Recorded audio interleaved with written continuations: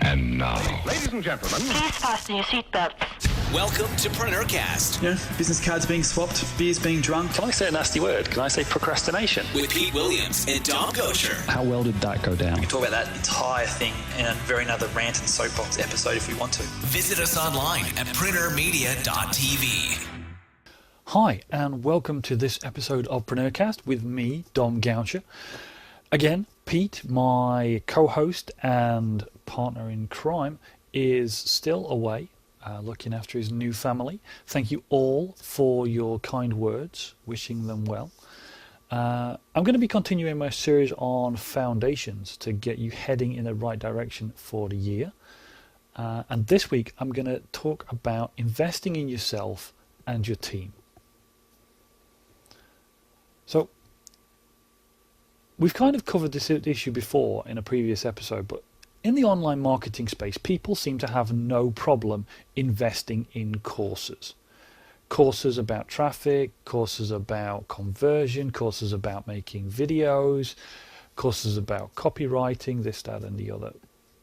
But they do seem to have a problem investing directly in themselves and their team. Certainly from a learning and personal growth point of view. It's not so bad in the offline world, but in both cases, as more and more people turn to entrepreneurism, especially online with this promise of easy wealth, seems to be escalating, as a way to achieve their dreams, there are potentially more people out there who've bypassed more traditional routes of going up through the ranks and learning the ropes and learning about business. And therefore, they're starting businesses without a full set of knowledge. Now, we did talk about this in our show called Lazy Marketing. But at the bottom of it, and kind of summarize that show, marketing is marketing and business is business. Very little has changed in a couple of 100 years.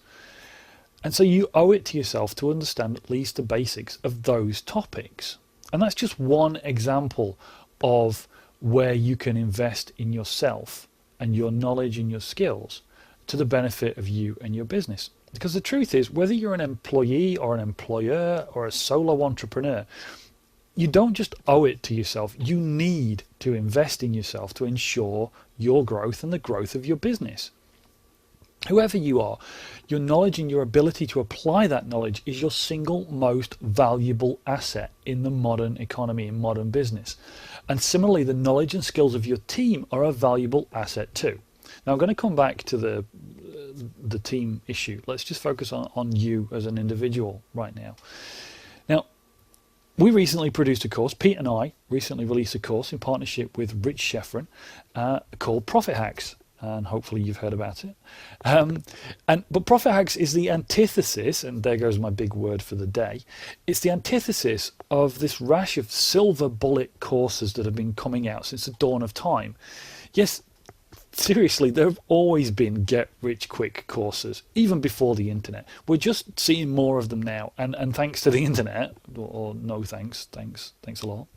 And we're just seeing new versions of things. We're seeing traffic this, instant that, over the last few years.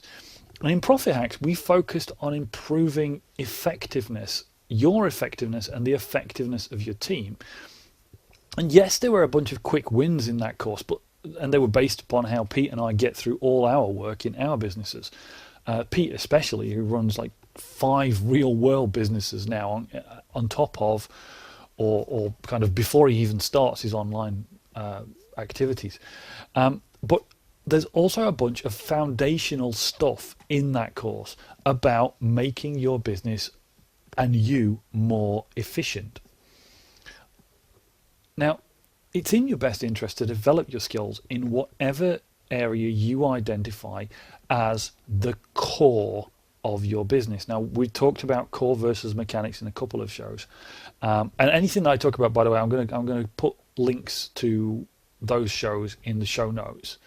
So you can go back and listen in more detail. So I'm just going to skim over these topics. But we've talked about identifying the core areas of your business, the areas where you have the most leverage, where your efforts get you the most results and the biggest return on investment.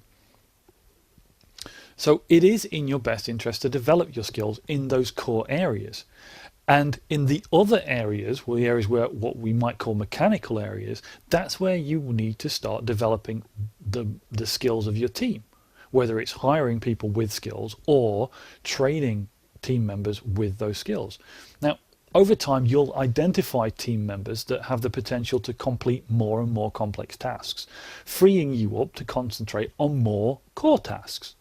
I talked about this in a roundabout way in the last episode when I went over this idea that if you want to earn $25 per hour or more, you should be looking for places where you can pay someone less than $25 per hour so you can spend all your available hours just working on stuff that is worth that $25 per hour. It's the core principle of outsourcing or delegation, depending on how your business is set up. Now, skilling up on core skills is the starting point.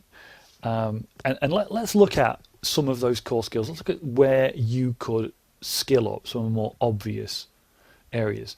So you could start looking at, and again, we mentioned this in our kind of lazy marketing episode, you could look at reading business books, just one more business book a week. Do you read one business book a week? You know, I do. Pete certainly does. Crikey, Pete probably reads 2 or 3 with his audiobook habit. You know, or go on a business course or get a business coach, but just skill up on the basic core tenets of business. It doesn't have to be advanced business, just the basics. Make sure you covered the basics. Similarly with marketing, you know, look at different concepts behind marketing and branding and things like that. And I don't mean go running off looking for how to market on Facebook or how to market on Twitter or how to market on YouTube. Yes, by all means, and in relation to a framework or some other, look into those sources of traffic. But the core principles of marketing are the core principles of marketing. They've got nothing to do with the specifics of YouTube or Twitter. It's actually the other way around. What people will tell you about marketing on Twitter or the people will tell you about marketing on YouTube, 90% of that is going to be the basic principles of marketing, which people overlook. Now, if you want some ideas about business books and marketing books that you can invest in and read, we talked in a previous show, one of the very early shows actually, about Pete's book list, the books that made the rounds of his bookshelf, the books that he rereads, the books that he recommends to the most people. And that's a great place to start. And you'll recognize a lot of the authors on there that we talk about regularly throughout the show. We also talked a couple of shows back about approaching a mentor. And a mentor is a great way to get business coaching of sorts, learning from an expert, learning from somebody who has already achieved the skills and exhibits the skills that you want to get for yourself. We also talked a long time ago about masterminds, about grouping together with other people who are similar to yourself, other entrepreneurs or business owners, and just exchanging ideas and getting a bit of accountability. That's another great way of skilling up and picking up tips and knowledge. Another area, and again this was what I talked about in the previous show in this series, is time management. There's a lot you can do about time management, project management to make yourself more efficient. And you know, the huge section of the Profit Hacks course was around making yourself more efficient. But there are some basic skills that you can also enhance in yourself to make yourself more efficient. One of the best skills I ever started to learn was speed reading. Being able to scan text and get high levels of retention from that text. So it's not just about reading at speed, but it's also about note taking and getting the most out of the information that you're consuming, wherever it is, whether it's online or in a book or whatever it is. Another thing that is an excellent skill to have if you produce a lot of content is typing skills. I have developed my typing skill over time. I used to be a hunt and peck typist. And trust me, it's painful to watch a hunt and peck typist once you can actually type. I'm not a touch typist by any stretch of the imagination. but I can type with at least 3 of the 4 fingers on both hands, which has improved my typing speed no end. And again, just responding to emails. So yes, there's lots of tricks that Pete and I can teach you with extra software you can add to your computer to really speed things up. You could dictate, you could do this, you could do that. But at the end of the day, typing is actually a big part of what we do every day. If it's a big part of what you do, you owe it to yourself to enhance the skill. And a more general note about using computers is really learning about the software that you use, making sure you're using that software, or making sure you're aware of the software that can help you first and foremost, and secondly, you're aware of what it can do. I remember I've had Evernote installed on my machine now for over 3 years, and it's only in the last, say, 6 months that I've really used it, that I've really learned what it can do to help me out, and I've really started to use it. That software was installed, I read an article about it, so I said, "Ooh, this is great." Ooh. And I installed it, but I didn't learn how to use it. I didn't spend the time to learn how to use it. And there's lots of software that we use every day, even if all you use in your day-to-day business is something like Gmail. You know, Pete and I love Gmail. Gmail is an incredibly powerful tool with all of its labels and its rules for automatically filtering and sorting information for you. There's so much to learn about that. I don't mean go off and learn loads and spend hours learning how to use something like, say, Photoshop. It's highly unlikely that most of us really need to know how to use that software, because usually it's probably cheaper and more efficient for us to outsource the creation of graphics. But certainly tools, organizational tools, or day-to-day business tools, it's definitely worth learning how to use them more efficiently and learning about the tools that will make us more efficient. Another thing that is a big part of online business, certainly, but in a lot of business, is copywriting. Now, copywriting is one of those skills. I did mention a raft of copywriting courses at the beginning of the show. But copywriting actually is a very, very, very important skill. The better a writer you are, the better a speaker you are, the better a communicator you are, the more efficient you are at producing any kind of content, whether it's an email in response to a customer inquiry, or whether it's an entire series of emails that you put into your autoresponder so that your system is set up and ready to roll for the next customer who joins your list. Copywriting is a phenomenally powerful, useful skill. And there's great courses and books, because again, copywriting, like business skills and marketing skills, copywriting has been around for many, many, many years. There are books that come from the 1920s that modern copywriters still rely on. And again, go back and have a look in Pete's book list for some of those recommendations. And leading on from copywriting is speaking. That's another great skill. Public speaking is a great thing that you could skill up on, a great area to investigate.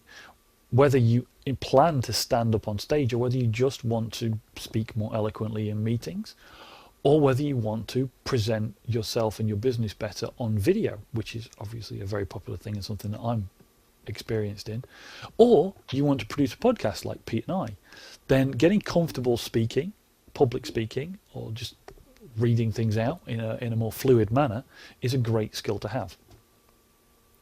And another skill that is becoming more and more popular and is really coming into the public eye at the moment, but again, it's one of those things that's overlooked by a lot of people, is coaching and consulting. And coaching is kind of a misunderstood, not understood concept, and consulting is something that some people run away from. But coaching in its simplest form, if you already manage a team of people, having the skills to be able to work with that team of people and bring them to their fullest potential is incredibly valuable to your business. You can create an entire business on coaching, as many people are doing now, just like they've done in the past in consulting. But coaching is an incredibly powerful and useful skill in business. So there's just a quick few ideas of areas of skills you may not have thought about, but that will really improve the efficiency, your efficiency, in whatever aspect you're in business, whether you're an employee, an employer, or a business owner, solo entrepreneur. All those things will make a huge difference to your efficiency.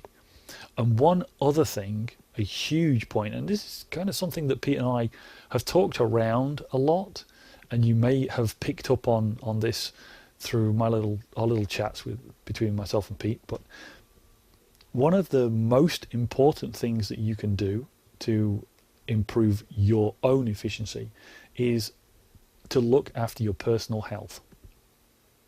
Now, I spoke in the Valuing Your Time show last week. I spoke about making sure that you take time for yourself and your family.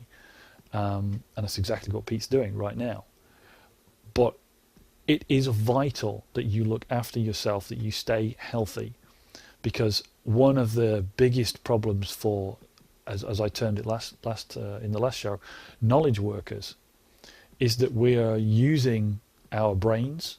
We're not using our bodies. We can really become quite sedentary, and it can sneak up on you that you don't have the energy to complete the task. You don't have the focus. And energy and focus comes from fitness, physical fitness. So I strongly recommend that you take time and learn about just basic nutrition and health and look after yourself. Now, I've just given you a huge list of things that you can go away and do.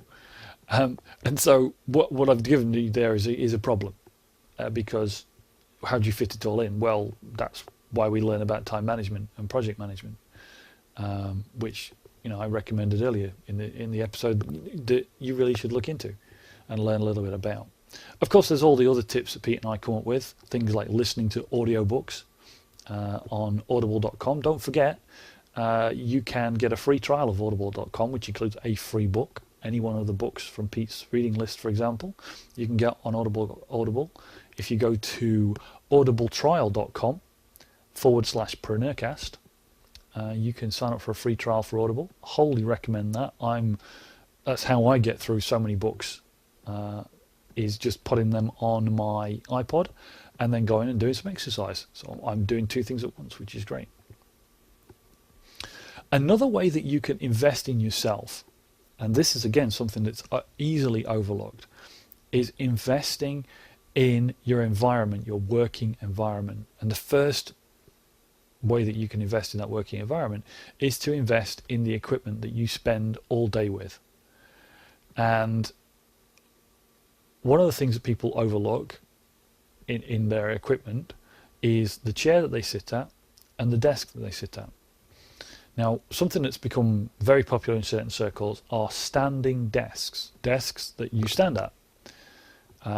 There's a lot of studies, scientific studies, that say that standing is better for you than sitting for long periods of time, and at least alternating between the two. Now, there are desks out there that you can get now that are motorized, that you can raise up when you want to stand and you can lower back down when you want to sit, so you can choose to alternate. But it's definitely worth looking at. And if you do sit for long periods of time, then you really should consider investing in a proper chair that gives you proper support. Using a chair out of your kitchen is fine for now, but really it should be high on your list of something to invest in. Otherwise, you will, again, cause yourself health difficulties. And something I mentioned in kind of asides again, as we've gone through, but one of the things that made a huge difference to my productivity for an incredibly small investment of money was a second monitor, a second screen that plugs into my main computer that I have at the side, so that I can have more information available to me.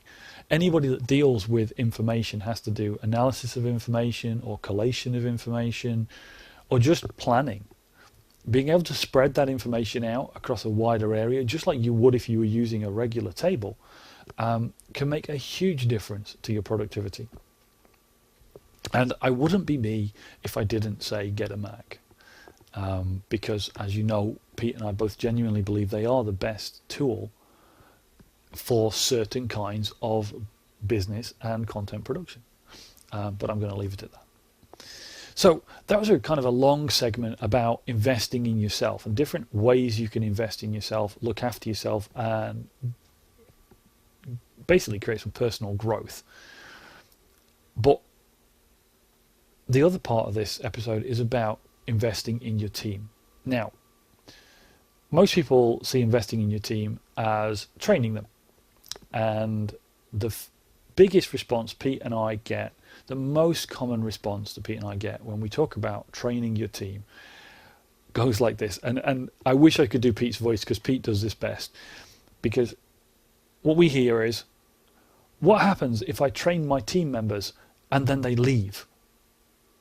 And Pete's response and my response is always the same, which is, what happens if you don't train your team members and they stay?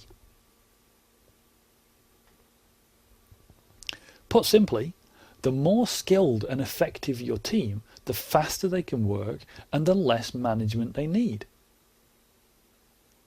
But the inverse is also true. Unskilled and untrained workers are a drain on your time, effort and energy. They take more time, effort and energy to manage. So you owe it to yourself to train your team. And also, if your business is delivering services, the more your team can get done, the more of those services you can sell. The more advanced the skills they have, the higher price you can charge for more exclusive products. So again, you owe it to yourself to train your team. Now, Pete and I have possibly a different view on hiring a team, because Pete and I both agree that it is better and more cost effective to hire for attitude and train for skill. If you go out and you try and hire people with the skills you want, one, it's going to be difficult to find somebody with all the skills you want. And two, it's going to be expensive. The more advanced skill set these people have, the more they're going to charge. It's that simple. And there are times when you want a job, a one-off job, what Pete and I call out-tasking. If you want a one-off job doing, then fine, go look for somebody with the exact skill you need and go and pay them the going rate, because you're going to have that job done once and you want it done well. Something like a logo design or a one-off website design or something like that. But if you're going to want somebody to work for you as an outsourcer, somebody that's going to become part of your regular team, then you're looking for somebody with the right attitude towards work, the right attention to detail and those basic skills. And you can train them to do things like maintain your website, like edit and produce your podcast and upload it to the blog, etc., etc. Okay? Now, one of the things you can do when skilling up your team is to start simple with a double win. This is something that I do a lot, which is that I get my team members to watch courses that I'm interested in. This does two things, because I get them to summarize it for me. The first thing is it gives them a new perspective, some new knowledge on something, but also it saves me the time of watching the course and synthesizing it into notes. I get my team to produce the notes and I go through the notes. If I find something that I think I really need to see the entire of this video or listen to the entire of this audio or whatever, fine. I know where to go. I know exactly which video to go to, and I can go and watch that one video or that group of videos. But this saves me a phenomenal amount of time and also skills up my team. The other thing that we recommend is that you ask your team. You ask your team what skills they feel they need, what training they feel they need, or what they would like to learn about. Because if somebody's interested in something, that's a great opportunity to give them a skill and to build some rapport and build some team spirit within your team. Now, of course, all of this presupposes that you have a team. If you don't have a team, or if you've never outsourced anything, then the best investment you can make in yourself is to start doing that. Don't go crazy and hire a full-time personal assistant tomorrow morning. In fact, we recommend you don't hire a full-time anything to start with. This is a really important point. You need to start small and simple. That's really the biggest tip we can give you. although there are a lot more tips and tricks from myself and Pete, the master of outsourcing, in our outsourcing episodes.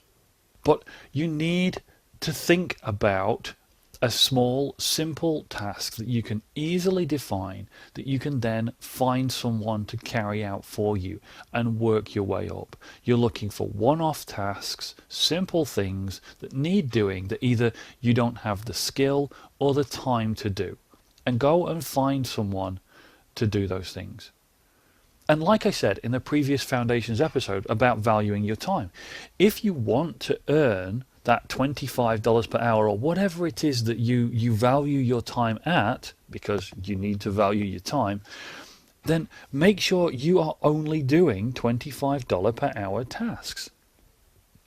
One way to do that is to, well, in fact, the best way to do that is to find someone else to do the other tasks that you need to get done for less than $25 per hour, either by delegating them to an existing team member or outsourcing them. It's this idea that every hour that you spend needs to be focused on the core of your business, that core versus mechanics. It needs to be focused on the thing that earns you the most money or has the most direct effect on the profit of your business. So if you're doing things that really you could pay somebody $10 an hour, then you can focus another hour on making $25. So even if that's all that happens, you pay somebody $10 an hour, you earn another $25 an hour, you're still $15 better off. It's quite possible that job gets done quicker. And it certainly is one less menial thing or low-grade thing that you're no longer doing and have to worry about. So you see, doing this is one of the best investments you can make in yourself. Having a team is one of the best investments you can make in yourself. You will find that the more you invest in your team, whether investing directly in creating a team if you don't have one right now, or investing in improving the skills of your existing team, the more time you have to invest in yourself, the more resources you have to invest in yourself, to focus on the core tasks of your business, or to learn new skills, some of those skills that I've already gone through in the beginning of this episode, or just to have more free time. It's a very, very simple idea, but it does bear thinking about.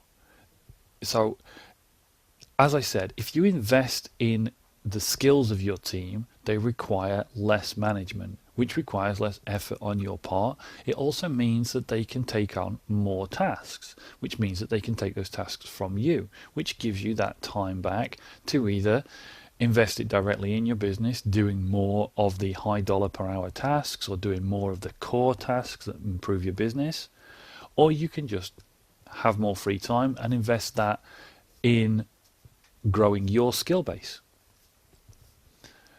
And as I said about growing your skill base, every improvement you make in your abilities will directly improve your business. So, this episode, like the others in this series, was shorter than usual, but I've covered a huge number of ideas, both for investing in yourself and investing in your team to improve the efficiency and profitability of your business. Now, hopefully this was food for thought, and this series is giving you a few action items to set you on the road to a more profitable business this year. As I said, I covered a lot of information, and a lot of it we've already covered in far more detail in previous episodes. So I'll put a bunch of links in the show notes to those previous shows and anything else that I talk about, as we always do for every episode, so that you can go back and listen to all the shows where Pete and I talk about this stuff in more detail. Thank you for listening, as always. And as always, we would love your feedback. We love the feedback from the Preneur community. We do read and listen to everything. We take it on board and we include it in the shows, or we will respond directly, as anyone who has contacted us will know. Do let us know what you think of the show, whether you are a new listener or a long-time member of the Preneur community. We want to hear from you. You can visit PreneurMedia.tv to leave us a comment under any of the shows. You can also see and listen to every past episode. You can read the show notes there and also find transcripts and other resources. If you do enjoy the show, then we ask you to pop over to the iTunes store and give us a rating and a comment. That helps us spread the word, reach more people, and help them improve their business. See you in the next episode. You've been enjoying another fine episode of PreneurCast with Pete Williams and Dom Gosher. Make sure to hang out with the boys online at PreneurMedia.tv or drop them a line via PreneurCast@PreneurGroup.com.